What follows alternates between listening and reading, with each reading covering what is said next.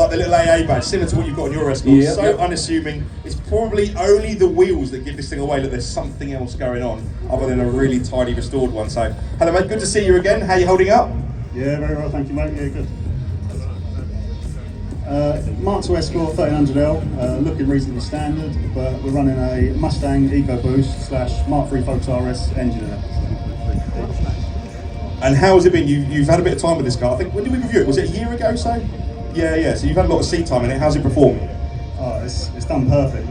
Every time I get in it sort of gets a bit of a kick in, and we've had it up Manston, drag racing, Santa Pod and all sorts, so yeah, it's been, engine-wise, it's been absolutely spot on. You can't see it, but he's like the Cheshire Cat in it. He has the biggest smile on his face just sat in this car. You absolutely love it. Was it a long build?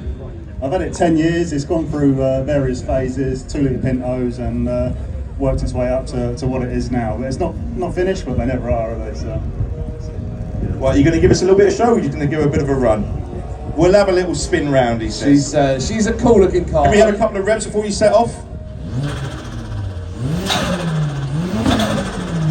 That sounds good to me. Yeah, right, let's see what she's got. I love that it's like, apart from the wheels, like you said, it's a factory looking car.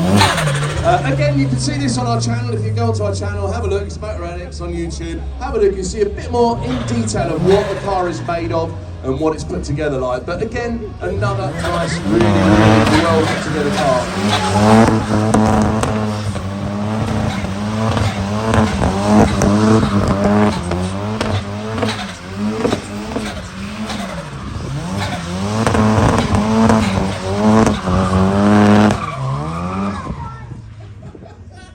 He's even shredded the number of out the window. That was the number.